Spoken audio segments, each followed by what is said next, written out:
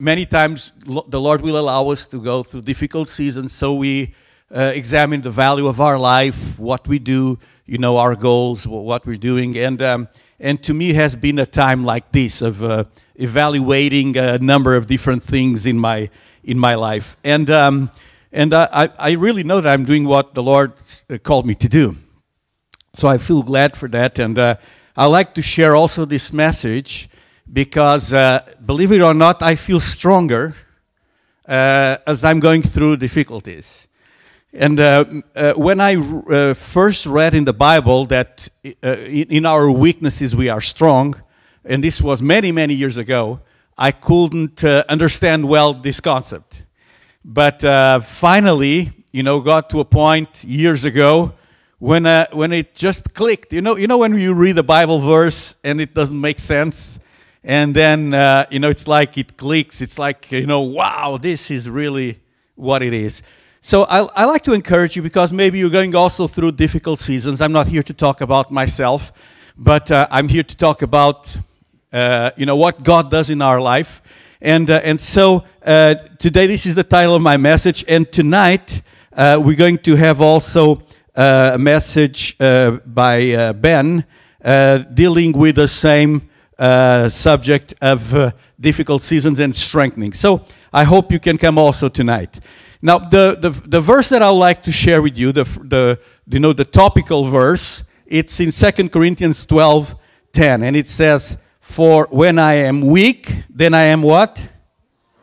I am strong." So when I am weak, then I am strong. So this is just a part of the verse. But if we read the context, Paul is talking about a season of trials, and we all undergo seasons of trials. And he comes to this enlightenment, to this conclusion. And that's what sometimes Christians don't understand, is that God will allow situations of weakness in order to make us better, in order to make us stronger. So I would like to just to examine this topic with you guys, and I hope this will help you to face your trials and face your challenges in a different way today. So let me tell you that the first thing we need to have, it's God in our life. So when we have God, so with God, your struggles lead always to strength. So as long as you have God in your life, if you have God in your life, your struggles, the trials, the problems you might have will always lead to strength. So this is the principle. And you might say, well, this is easy. I've read this. I know this. The thing is, sometimes we read stuff. We read the Bible. We can listen to a message, but we have many times hard times to apply it into our own lives. So let me just have some considerations with you. This is a quote by Henry Ford. It's not in the Bible, but I'd like you to think about this. And he said, when everything seems to be going against you, remember the airplane takes off against the wind, not with it. So those of you that know a little bit about airplanes, you know this, that in order for a plane to take off, you usually go against the wind. It's not that you cannot go otherwise. It depends on the power of the engine. So if the engine is powerful enough, you can, just take off anyways. But when you talk about a normal plane or a small airplane, the time of Henry Ford, not a jet, you really had to take off against the wind. So what is the application we can have in our life? Is that when things are coming against you, don't be disappointed, don't be discouraged, but be of good cheer. Because it's when things are coming against you that you really can take off to higher heights. And this is how life is. So opposition is a good thing. It means that usually when it's in the spirit, when you feel opposition in the spirit, it should be as a confirmation that you're doing the right thing. So you need to know this. Now I wanted to give you just an example talking about strength. I know we will need to have a brighter screen here one day, and we are thinking how we're going to have a bright screen and bright lights like we need here. But we're getting there. We just need a little bit of money to do it, but we'll do it. Now, but let me talk to you about this way of traction, and you don't see it here, but if you see this, this is called continuous traction or tank tread. It's a different name. And this one here, it's rubber. And you see here a military tank, and the traction here, it's steel. Now, my question to you is, which one is stronger? Rubber or steel? Well, let me put it in other ways. Okay, which one is more resistant? Well, we have different opinions here. Why is that? Because they have different applications. Depends really on the ground and what you'll have to face. But usually on a military continuous traction or a tank tread, usually they don't do rubber. Why? Because they have to go through fire. They have to go through really rough terrain, difficult things. So the principle is the same, but depending on the application, one or the other will be better. So rubber is more flexible than steel also. So, I remember years ago when we talk about storms, the biggest snowstorm that I've seen so far, I was in Hamilton, Ontario, wasn't in Quebec. And it was so bad that the snow remover plows and everything, they stopped in front of our house. So they got stuck there. So when you have the snow removal gear stuck in front of your house, it's pretty bad, right? That's when you know, wow, this is a bad one. and sometimes, you can have it doesn't matter. You can have a Mercedes or you can have a Chrysler with 450 horsepower. Is it 450 your car? 500 horsepower. Wow, it's a lot of horsepower. But if you have lots of snow under your wheels, it doesn't matter. Because it doesn't matter the amount of power you have, you're still stuck.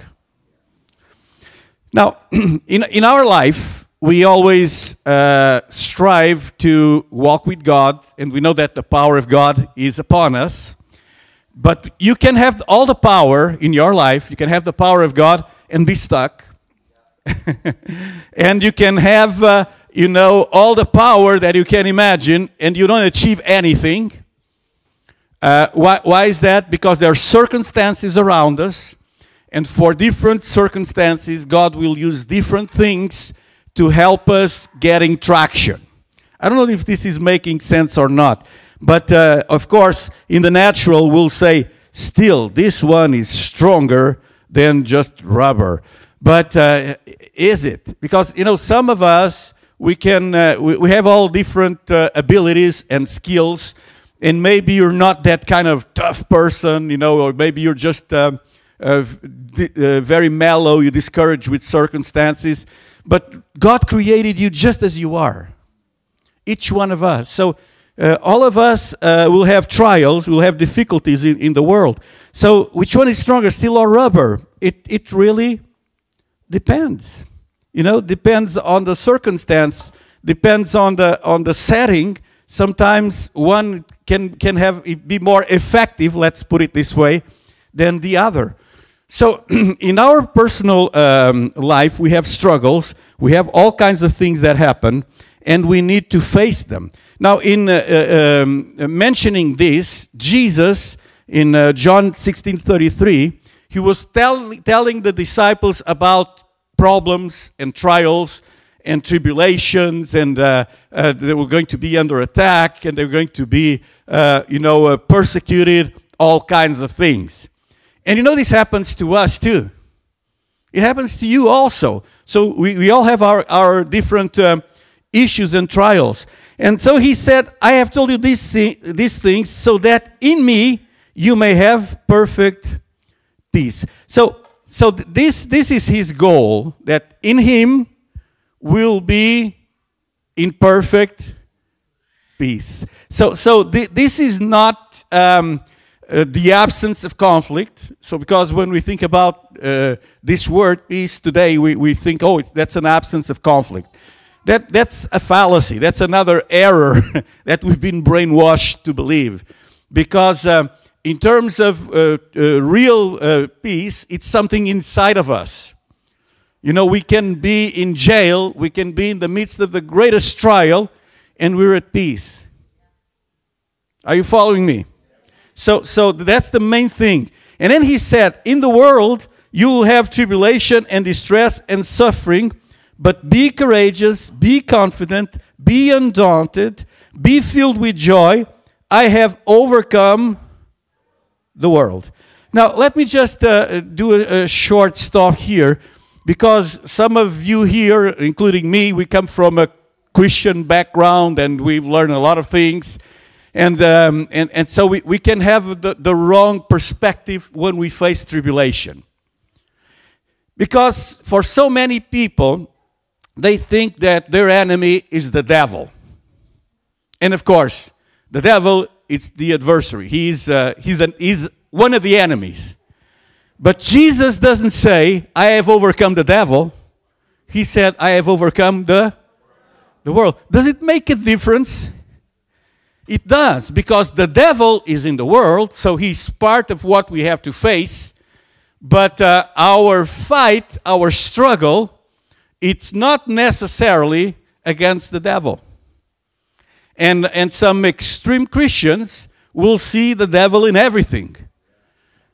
You know, I've read once, it was kind of a joke, saying that there was this Pentecostal church and the devil was crying outside, and the person passed by and asked, why are you crying, devil? Oh, because they're blaming me for everything inside this church.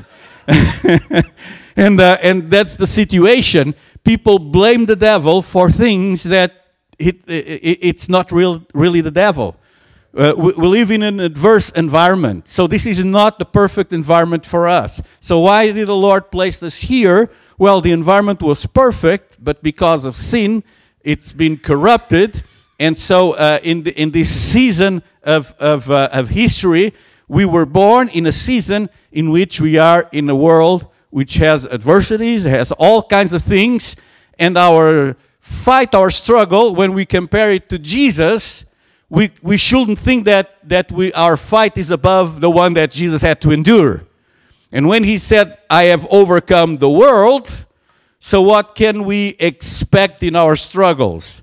We can expect that we'll have those struggles, and we need to overcome the world. In this world here, it refers not only to the to the environment where we are, but also to an age, to a season.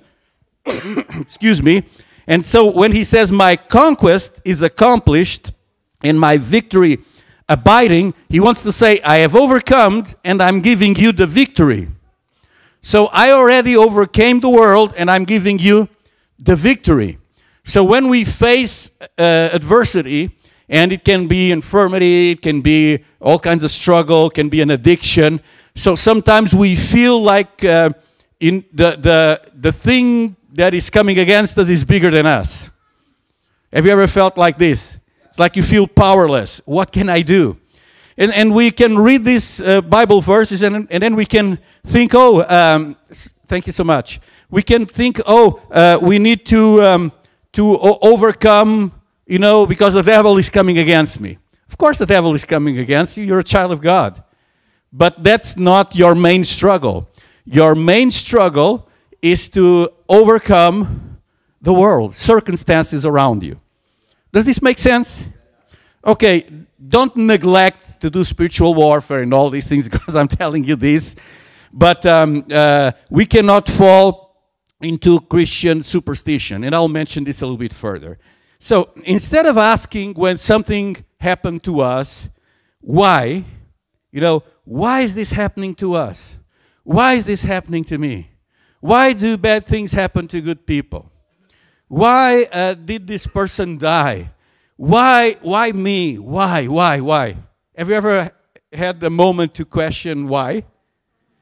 Okay, that's okay. You know, I was reading, something by our friend Sean Gaby that is telling that we need to ask why. That's his message for today. And I told him, yes, Sean, it's great to ask why, but we quickly have to move to how.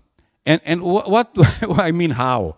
It's how am I going to overcome this? How am I going to jump over this mountain? How am I going to trash this mountain into the middle of the sea?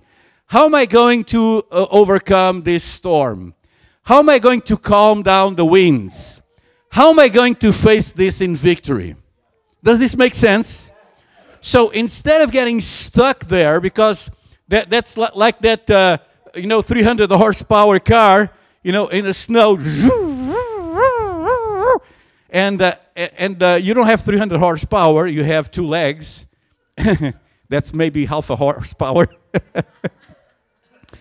Just kidding. But with 2 legs, you can move out of the place, and doesn't matter how many horsepower, it's stuck there. Why is that? Is that the engine of that powerful car is not stronger than you? Yes. But one thing is strength, another thing is power. 2 different concepts. So when you're in the middle of something, don't ask why. Some Christians ask why. They came to Jesus and they brought a blind man, a young man, and said, who committed a sin? This man or the parents? Why he's born blind? So that he has to suffer this. And Jesus said, you're wrong. You're wrong thinking like this. So in other words, it's again, and if you've been following my last message, it's a fallacy. It's another error. It's coming to a conclusion based in a wrong argument. It's not that God doesn't love you and He's causing you to go through struggles. It's not that you've committed a sin and you go through struggles. It happens. Things happen in life. So some Christians are so superstitious, and they always want to know why this happened. And then, when they ask this question, they'll come always to a conclusion. It's the devil. When there's no answer, it has to be the devil. When you have no answer, has to be, well, it's the devil. And so they elevate the devil to a point that he doesn't belong to. The devil is underneath our feet. We have authority over the devil. That's his place. And when he comes out of there, we have the authority to send him down. Because, Jesus has placed us in a high place. So we cannot be superstitious to the point in which, someone has an infirmity. Oh, that's a curse. Of course it's a curse. Of course it's a curse. But are you going to say that that person is to blame for what happens to them? Sometimes sin has consequences, of course. But you've been around for a long time enough to know that sometimes bad things happen and you've been doing the right thing. You have a setback in your finances, and you've been faithful, in your giving in everything you do. You have a setback in your health, and you've been praying for people, and they're being healed, and now you're sick. And so, don't be superstitious, but just grow up. We need to grow up. Grow up. I can go under a stair, under a ladder. I couldn't care less. Sometimes I put the ladder here, to hide some wires, and I do it on purpose. I see the ladder and say, here am I going. Now, because, I don't care if I break a mirror. I buy another one. I'm not going to have 7 years of bad luck. And, the reason why I knock on wood is to see if it's solid. Because knocking on wood is not going to do anything for you. So some Christians, they don't do this, but they do other stuff. They'll say, I rebuke this, I bind those words, I do this. It's the same level of superstition. And we're all a little bit superstitious. I avoid being superstitious because it gives me bad luck. So, so don't blame the devil. And don't be superstitious, you know. And know this, in Isaiah 40:29, it says, He gives strength to the weary and increases the power of the weak. So two different things.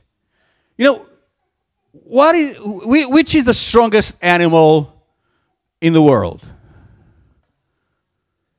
You have any ideas?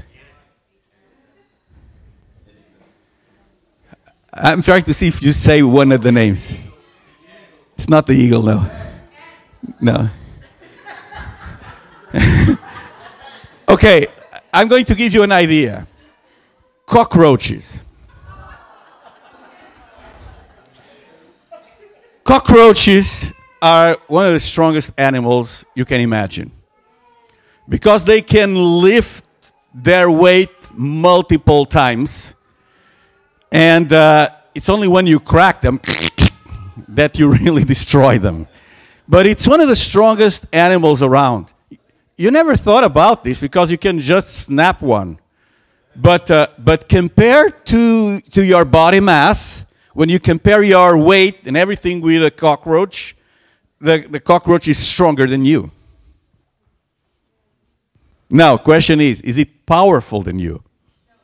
Okay, so let me give you another example to talk about strength and power. Because we kind of get confused. We think, oh, that's the same thing. Strength and power are the same thing. It's not. He gives strength to the weary. Strength it's the possibility of continuing to resist what we're enduring. Okay, so we have strength. All right? Now, power, it's the capacity to overcome adversity. So it's kind of a little bit different. So it's not that the cockroach is stronger than you, but in fact, if we think about it, it's probably powerful than you. Or just a small animal like an ant. Actually, when you compare the size of an ant and your size and what you can do, Ant-Man it's fantastic, you know. I don't know if you watched the movie, but the Bible says that He gives strength to the weary. So when you're weary, it's when you're kind of you're at that point that I cannot continue. You know, I've had enough. Oh God, I've had enough. You know what? I cannot go on further. You know, I've had enough. So you need extra strength. Now, when you're in weakness, you need power. So He gives you both strength and power. So I need both of these. But God only gives strength and power to those who fully trust in Him. So as Christians, we should trust in Him always. You know, Robert Schuller said the problems are not stop signs, they're guidelines. So whenever you have a problem, whenever you're facing something, you know, you had bad news about something in school, about your health. You're in a situation you don't know what to do. So don't see it as a stop sign. Oh, I'm stopping here. You know, I cannot go any further. That's the dumbest thing to do.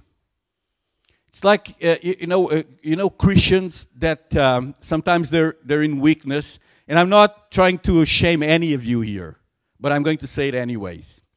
And I'm not saying this again to offend anyone, but I'm probably going to offend quite a few of you. So get ready. It's not my intention to offend you, but you're going to be offended. Can I say it? Some Christians, when they're weak, they say, today I'm not going to church. You know, it's when they're in weakness that they say, I'm not going to church. You know, of course, if you're so weak that you cannot get out of bed, like I was last week, you know, you have to use common sense. But I'm saying this because many times when we face opposition, and instead of leaning to God, to the source of our power, we close ourselves in our little closet, just crying, and you're not going to receive neither strength nor power by doing this. We need to face opposition like this. You know, in Philippians 4:13, Paul said, I can do all things through him who gives me strength. So, who's the source of your strength? Who's the source of strength? It's God. So through him you can do all things. So it doesn't matter. You know, many of you face addictions in your life. Some of you can be porn, some of you can be too much sugar, some of you can be, drugs, alcohol, sleeping pills, whatever. You can be addicted to something and it's bad for you. You cannot stop it. You know what some Christians do? They twist the Bible. They say, oh, yeah, the flesh is weak. My spirit is ready, but the flesh is weak. So they're twisting, they're kind of reversing that Bible verse. Because if your flesh is weak, guess who's strong? So if you face things in the flesh, of course you're going to be defeated. But if you face it in the spirit, then you're strong. So your strength doesn't come from you. Our strength comes from the strongest of all, which is God. So that's where our strength resides. And your character should always be stronger than your circumstances. Your character can be developed. My character, I'm telling you, it's much different than when I was selling drugs at age 18. I had a bad character, really bad. And God had to come into my life, and I had to start over again from scratch, from zero, from nothing. Of course, it's still me, it's still my personality, but I had to put that old man to the grave. I had to die for a nature in order to have the nature of God in me. And it was so long time ago that I don't think about it. But, it's like when we go to the cemetery and we see all those crosses, the ones that have crosses now. It's kind of out of fashion putting crosses. But I like to go to the cemetery to visit my old man. And I go there very regularly. And it's when that old nature tries to do something wrong that I subdue it. And I say, in Christ, I've already overcome these circumstances, this opposition. So it doesn't matter if you're struggling with an addiction, if you're struggling with something that's bigger than you, don't face it alone. It's in the moment that you invite God and that you say, in this weakness, I can receive strength, that you will achieve victory in everything. Chinese, they have great proverbs. They say, the gem cannot be polished without friction, nor man perfected without trials. I could have found, a Bible verse that says the same thing. But I want you just to think about this. And I know many of you that are watching this message online, you'll appreciate that I don't use just the Bible, but I like to use also sometimes common sense. So when you think about a raw diamond, I don't know if you've ever seen a raw diamond. Looks like dust. You don't even know it's a diamond. You have to be, really an expert to see, oh, wow, that's a diamond. When I used to travel to Africa, I remember in Angola, they wanted to give me like a 2-carat diamond for my jeans. And they say, oh, give me your jeans, you know, American, good, I'll give you 2 carat. and with 2 carat diamond, I can buy a lot of pants. But when they show me, I look at it and said, what is this, man? Oh, it's a diamond. I don't know. Is this a diamond? And the guy could have given me, you know, something, you know, any rock. He said, it's a diamond, that's 2 carat. I said, oh, come on, you're just kidding me. You just want my pants. But a raw diamond, sometimes it's an ugly thing. But there's a process of cutting and polishing that causes the diamond to be beautiful. And then you can just cast it into a ring, and, you know, that raw diamond that looks like a stone, now it worth like, you know, $10,000 or $5,000, or it depends on the size and the quality of the gem. But in order to get there, you need an expert to cut it and to work that diamond. Same thing with you. Tell the person next to you, you're a raw diamond.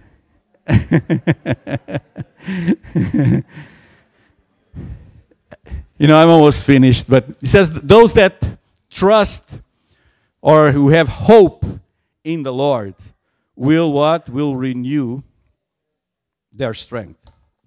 And then we know the verse. They will soar with wings as eagles.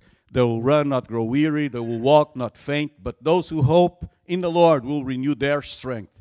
So it's repeated twice? Yeah, it's repeated twice. So you can know it better. Copy-paste multiple times, so I'm sorry. But and notice again that it talks about soaring as eagles. You know, it's one of my favorite animals, the eagle. The eagle will soar. They don't flap their wings that much. They kind of, you know, they understand the winds, and they know how to soar and to go above, you know, adversity, above the storm. And so if there's a storm, the eagle will just soar above the storm. And you know, they'll just have to wait and soar, and you know, down they'll see there's a storm going on, but they're above the storm. Still frightening, but they at least they get rid of you know, all the electrical issues and all of the rain. So when you have your hope in God, and that's the principle, you need to have your hope in the Lord. Not your hope in a medication, or like me, I told you I need to have a surgery. My hope is not in the surgery. My hope is in the Lord. No, then I thank God for surgeries and all this. But and it doesn't matter what you're doing, because some Christians, they don't place their hope in the Lord. So a doctor will say, okay, you have a strong depression, you have to take this medication all your life. My question is, do you? Don't stop taking your medication, but you can actually work with your doctor to do so. And now I got a silent kind of mood, because you're thinking about it. And really think about it, because it doesn't matter what kind of medication you take. You don't need to take it all of your life. Of course the lab wants you to take that medication. They make tons of money out of you. Tons. You know, the reason why we don't have an effective healing for cancer, I'm firmly convinced that there's effective healings for cancer already. But they're not out there. Why? Money. It's like, thank God for oil and for, our gasoline cars. I'll rather drive electric or something else. And why don't we drive something else? Money. It's all this. And then if we convince ourselves, oh, I have to take this medication all of my life. You don't. You don't. God can still heal you. And you work things out with your doctor. 15 years ago, I was told that I had to take heart medication all of my life. And now some doctors say, see, you stopped. Yeah, but you tell me, do I have cholesterol? No. Do I have this? No. Do I have that? No. So how come I have a blockage? We don't know. Okay, now you're talking my language. Now you're talking my language. But I've worked with my doctors at the time, and I said, no, I'm not taking this stuff all of my life. You know, and so we can, and especially if you're taking, you know, antidepressants and stuff like this, please don't do it more than a few months. Don't do it more than a few months. Otherwise, you'll be hooked, you'll be depressed, and you lose the best thing in life, which is this: God will never leave your side. And I finish with this. God will never, ever leave your side. He promised, I will never leave you or forsake you. So sometimes when we're overwhelmed with, you know, with problems, with situations in our life, it's like you hit the dead end. That's when you really need God. That's when you really need Him. And then learn how to kind of channel all of that frustration, channel it into prayer. Because when you channel frustration into prayer, then you're putting your hopes in the Lord, and you'll be strengthened, supernaturally strengthened. And get a vision for your future. And please understand, don't ever compare yourself with anyone. Because you have your struggles, I have my struggles. But the Bible says that, you know, don't be discouraged because you have the same struggles of all of your brothers and sisters in the world. So how come the Bible says I have the same struggles when my struggles, I know they're different? Have you ever been in a waiting room in a hospital? And people start talking about their disease? And they kind of compete to say that they're worse than everybody else? Oh, but I had this. Oh, yeah, but you know what? And it's like fishermen arguing over a perch that actually was the... You know, it's ridiculous because we like to paint it sometimes worse than what it is. But you don't have to do it. The thing is, you can endure an amount of struggles, and I can endure another amount of struggles. Maybe I can endure more sickness than you. Maybe you can endure more, verbal attacks than me. It doesn't matter. We're all different. God knows it. But one thing I know, He will never, ever leave my side. And when everything is dark, remember this. Light will shine brighter in complete darkness. You know, if you have complete darkness, you'll be able to see the stars. When you want to observe stars, usually a full moon is not the best evening to do so. Why? Because it's not as dark. So you know, in the darkest moment of your life, it's when you can see God shining through, and when you can see the goodness of our Lord shining through. And don't ever be confused with this. And my last verse says, "Be strong and courageous." Deuteronomy 31:6. Be strong and courageous. Do not be afraid or terrified of them, the enemies. For the Lord your God goes with you. He will never leave you nor forsake you. He goes with you. And He's with us. We're in the journey. In the moment you invite Jesus Christ into your life, He will never, ever leave you. Sometimes you feel that He has abandoned you, but you know, you're just a diamond being polished. And you have just to say, God, do your will. You know, I'm going through this issue, through this problem, through these trials, but God, I know that you're with me. And don't ever stop telling Him this. Don't ever stop thanking Him and be grateful. Just say, God, I'm so grateful. I'm so grateful for what you're doing in my life. I'm so grateful for my family. I'm so grateful for my church. I'm so grateful for my friends. I'm so grateful for the things you're doing in my life. And yes, God, I know in the world I'll have trials, I'll have trouble. But, you know, I'm at complete peace. I'm at rest because I know you have overcome the world. So God, just show me the way to go. Show me really what to do. And I trust in you. And I know, God, that you will never leave me. You will never forsake me.